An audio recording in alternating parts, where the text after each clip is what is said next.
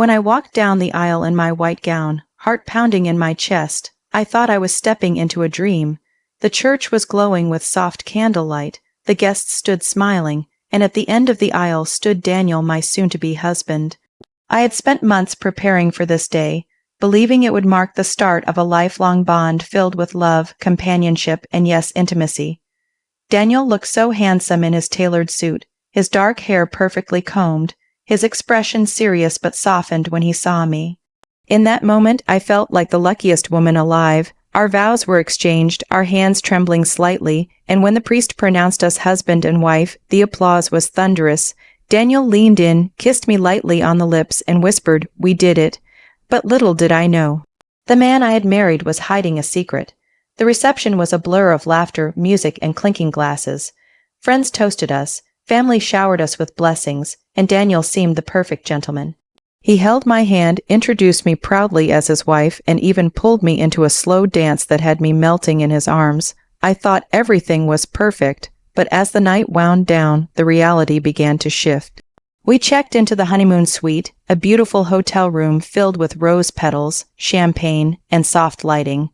I was nervous, yes, but also excited. This was the night I had been waiting for, the night every bride dreams about. I slipped into something delicate and approached him with a smile, expecting passion, closeness, intimacy, but Daniel froze, his face hardened. He took a step back and said, coldly, "No, I'm not doing this, my body, my choice." At first, I laughed nervously, thinking it was a joke. But his expression was stone serious. "Daniel, what do you mean?" I asked, my voice trembling. "I mean exactly what I said." He replied, his tone clipped. "Don't expect me to give myself to you just because we're married. My body belongs to me, not to you, not to tradition, not to anyone." The shock hit me like a tidal wave. My heart sank, my head spun. The wedding night I had dreamed of all my life was crumbling before my eyes. Was this really happening? And that's when I realized the man I thought I knew, the man I had promised forever to, was hiding a side of himself I had never seen before. I stood frozen in the middle of that honeymoon suite, my hands clutching the silky fabric of my robe, my face burning with humiliation. "Daniel, this is our wedding night," I whispered, my voice cracking. "We're husband and wife now. What are you saying?" But he didn't flinch. He crossed his arms, his jaw set in that stubborn way I had seen before, but never paid attention to. I said no, and when I say no, I mean no. My body is mine. I decide what I do with it. Marriage doesn't change that. The room went dead silent except for the faint hum of the air conditioner. I felt like the floor had opened beneath me. This wasn't what I had dreamed of. This wasn't the fairy tale I was promised. I tried to reason with him, my voice trembling. "Daniel, of course, I respect your choices, but we're married.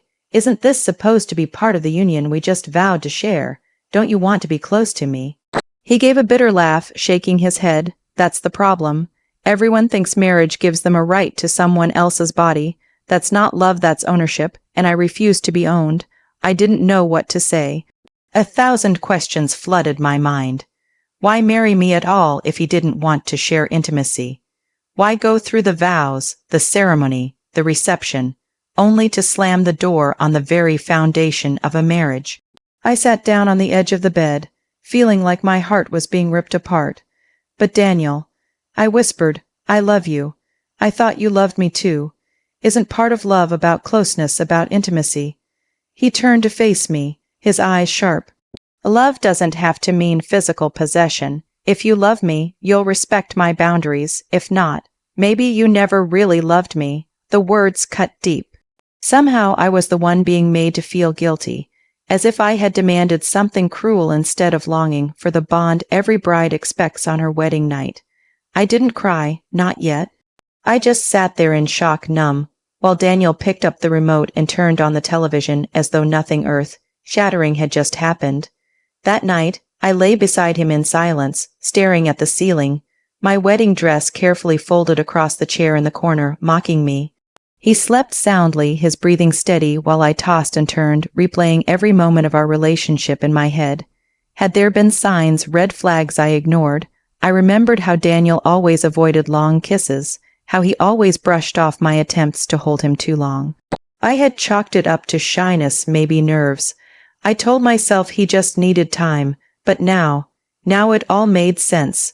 Morning came, and with it, the cruel reality of what had happened. He woke up refreshed, smiling, and asked if I wanted breakfast like everything was normal. "Daniel," I said softly, "we need to talk about last night." He sighed, already annoyed. "What's there to talk about? I told you where I stand, my body, my choice. If you can't respect that, then maybe this marriage was a mistake." Those words stung like acid. A mistake. The wedding we had spent months planning, the vows we exchanged, the dreams we built, all dismissed in one cold sentence. Tears filled my eyes, but I swallowed them back. I wasn't going to beg. I wasn't going to grovel for affection from the man who had just humiliated me on the most important night of our lives. But inside, my heart was breaking. The days that followed were filled with tension. We were supposed to be on our honeymoon, exploring beaches, sipping champagne, making memories. Instead, we walked side by side like strangers. He avoided touching me. He slept with his back to me, and whenever I tried to reach out, he reminded me in that same sharp tone, "No means no." I started questioning everything. Did he ever really love me? Did he marry me for appearances to please his family, or because he was afraid of being alone? Or was there another secret I hadn't uncovered yet? Each unanswered question was a knife twisting deeper into my chest. But one thing was clear. I couldn't go on like this. Something had to give, and I had no idea that the truth I would discover soon would shatter everything I thought I knew about Daniel, about our marriage, and about myself. The tension between us only grew in the following days. What should have been a joyful honeymoon turned into a silent war zone.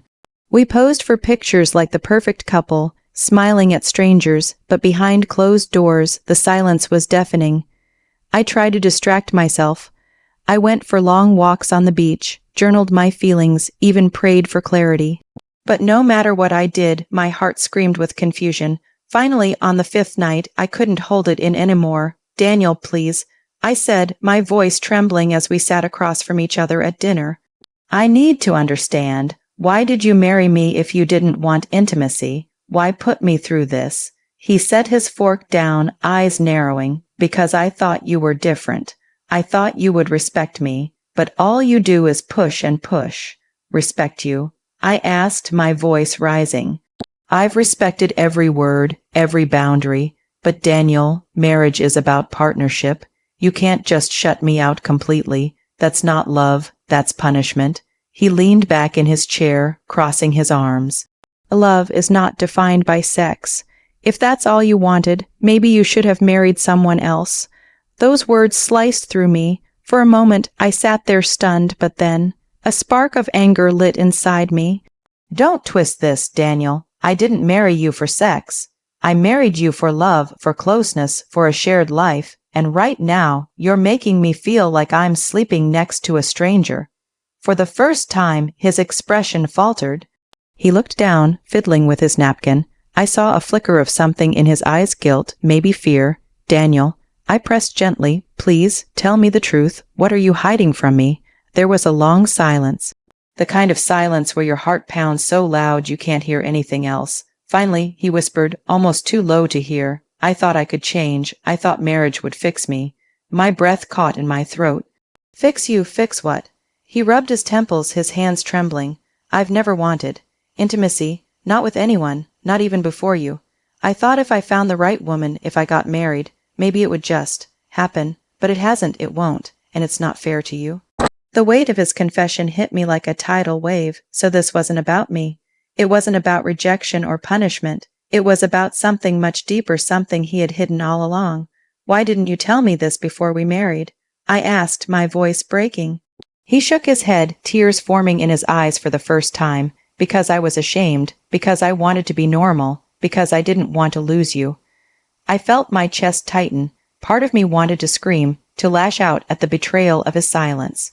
But another part of me, the part that still loved him, felt only sorrow. "Daniel," I whispered, "you should have trusted me with the truth. I deserved to know what I was walking into." He buried his face in his hands. "I know, and now you hate me." I sat in silence, my fork untouched, my heart heavy. Hate? No, I didn't hate him. but I couldn't deny the flood of pain, the sense of being robbed of the life I had dreamed of. The next days blurred together. We avoided the subject, but the unspoken truth hung in the air between us. Every time I looked at him, I saw not just my husband, but a man carrying a secret burden. Back home, things didn't get better. Our families asked why we seemed distant. Friends commented on how the honeymoon glow was missing. I forced smiles, made excuses, but inside, I was breaking. One night, lying in bed staring at the ceiling, I whispered into the darkness, "God, what am I supposed to do? Do I stay and accept this? Or do I leave and admit my marriage was built on lies?" No answer came. Just the steady sound of Daniel's breathing beside me, peaceful while I drowned in turmoil. Weeks turned into months. We tried counseling. Daniel was honest about his lack of desire, his lifelong disconnection from intimacy. The counselor said it was possible to build a marriage on emotional closeness alone, but it required acceptance on both sides. Acceptance.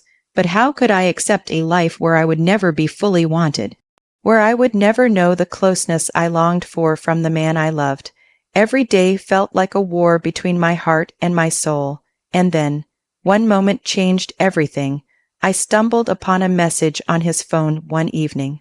A message that didn't just confirm his struggles, but revealed a truth I wasn't ready for. A truth that would tear our fragile marriage apart at the seams. That night, while Daniel was in the shower, his phone buzzed on the nightstand. Normally, I never snooped, but something about the way he had been guarding it lately gnawed at me. Hesitantly, my hands trembling, I picked it up. One message lit up the screen. It wasn't from a woman. It was from a man. "You don't have to keep pretending. You know who you are. I'll be here when you're ready." My heart stopped. A cold shiver ran down my spine. Suddenly, all the pieces of the puzzle clicked together: his refusal, his shame, his confession that he thought marriage would fix him. This wasn't just about not wanting intimacy. It was about a truth he had buried so deeply, even from himself.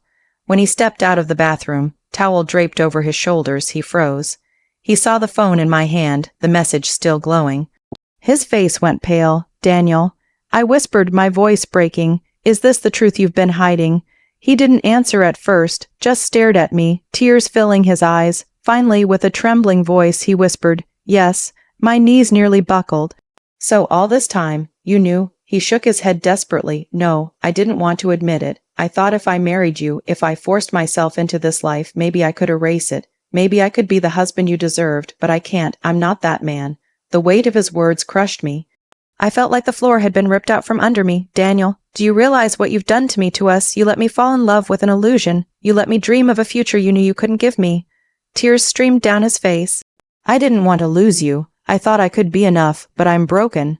I shook my head, pain burning in my chest. "You're not broken. You're just not who I thought you were. But Daniel, you should have been honest before you put a ring on my finger." For a long time, we just sat there in silence, two souls bound by love but divided by truth. The next weeks were the hardest of my life. We went through the motions, trying to figure out what marriage could look like under this new reality. But deep inside, I knew the answer. I could not spend my life being half-loved, being a cover story for a man too afraid to face his own truth. One evening, I sat him down. My hands shook, but my voice was steady. "Daniel, I love you. I will always care about you. But I can't stay in a marriage built on secrets and sacrifice. I need a partner who sees me, desires me, chooses me fully. And you need the freedom to be who you really are." He wept. So did I. We held each other for what felt like forever, two people who loved deeply, but who could not walk the same path. And so we ended it, not with screaming, not with hatred, but with sorrow, respect, and the acknowledgement that sometimes love alone is not enough. Today, when I look back, my heart still aches. The wedding dress, the vows, the dreams I carried, they all feel like a lifetime ago. But I also carry lessons. Painful lessons, yes, but lessons nonetheless. Honesty matters more than appearances. Marriage cannot be built on secrets. It's better to face the truth than to live a lie. I walked away stronger, even through the heartbreak, because sometimes the bravest thing you can do is to let go. So to anyone listening to my story, remember this: love is powerful, but love without honesty will wither, and no matter how painful, you deserve a love that is whole, open, and true. My story didn't end the way I dreamed, but maybe it ended the way it needed to.